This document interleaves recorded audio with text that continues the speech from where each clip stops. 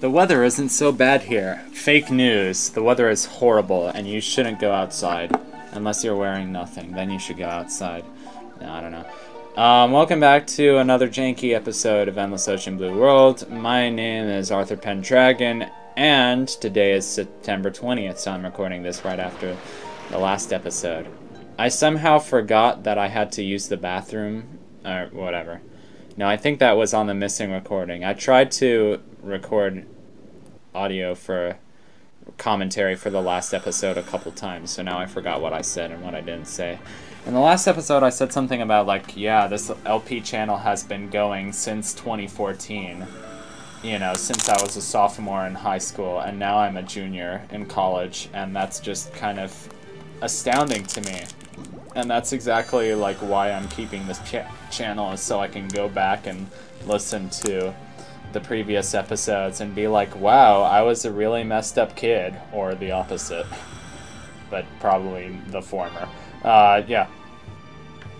So, in the last episode, we got this pink river dolphin named Iris. Penelope or something, no, I don't know. Iris, the river dolphin. And we're gonna take Iris on a little trip through the river. I don't know. I don't know why that sounded bad. I was just like, Iris is a female, what would you be doing with... No, I don't know. We're just going on a friendly stroll through the river together, and Iris is going to help me complete the map of Cortica River. And you'll see how in just a second. Yeah, this river has some blockage, so we're going to remove that blockage. Yeah. Good commentary. So, I don't even know what I've been playing. I actually got out Kirby's Dream Land 3 recently. I was just like, that's a game that I haven't played in a while, and I really haven't. Looking back, I don't think I've played that game since 2014 when I started high school.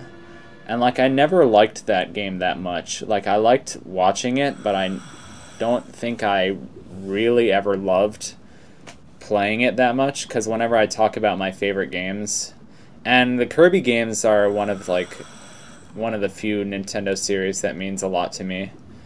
Mario, I play it and I watch it, but it doesn't mean as much to me as, like, Zelda and Kirby. And Donkey Kong Country and Banjo-Kazooie aren't, like, major Nintendo franchises, but they also mean a lot to me. Give it a try. Endless Ocean is a major... No, it's not. Yeah, King K. Rool's in Smash, so I guess you can call Donkey Kong Country a major Nintendo franchise. But yeah, Kirby and Zelda, I'd say, are my favorite Nintendo franchises. And whenever I think of my favorite Kirby games, it's been Kirby's Adventure and Kirby 64. And that's it. And I've only really played a few others. Like, I've played Dreamland, Superstar, Dreamland 2, and Dreamland 3. And I've never been a huge fan of either of these. I mean, I like playing through Dreamland 2 every once in a while, and I want to play it on this channel. Looks like a lake hidden by floating water lettuce, and over there you have Amazonian manatees. I love manatees, also known as dugongs. Manatees are quite unique creatures. Along with the closely related dugong, they are the only modern plant-eating marine mammals. No other marine mammals are classified as herbivores. Isn't that incredible, period? Unfortunately, manatees were hunted extensively by humans in the past. Their numbers have fallen greatly, and some of their relatives, like the Steller sea cow, are extinct. But nowadays, manatees are protected, and their numbers are starting to recover. It's rumored that manatees are the inspiration for mermaids, too. And, of course, if anybody grew up watching VeggieTales as a kid like I did, they'll remember Barbara Manatee. You're the one for me, one for me. You are my something that... I don't remember it. It's been too long. gosh, there's a part of my childhood that I don't know how long it's gonna. It's kind of like a stigma surrounding it. Like, it's like, do I go back and watch it, or will I feel weird watching something that I haven't watched in that long? Here's what it looks like on the surface. Here's the top of the floating water lettuce or whatever. It's very pretty. It's very green and lush and trees, and I like trees. Trees are my friends. But yeah, my favorite Kirby games have always been Adventure and 64, for whatever reason. And then the other ones I kind of neglect, like I'll play them, but I don't think of them as much as my favorite games. And then I think I've recently added Amazing Mirror to my list of favorite Kirby games. And I've played Epic Yarn. I've played it a lot. I like it. I'm still not sure whether it's one of the Kirby games that I like. I'm kind of just playing it because I want to be compulsive and 100% it. I like it a lot. I'm not sure if I like it as much as some of the other games. But to go back to the point, I played Dreamland 3 recently, and I'm like, huh, this game is actually pretty fun. You know. So there's that. That game is actually pretty fun. I'm playing it and I want to play it more.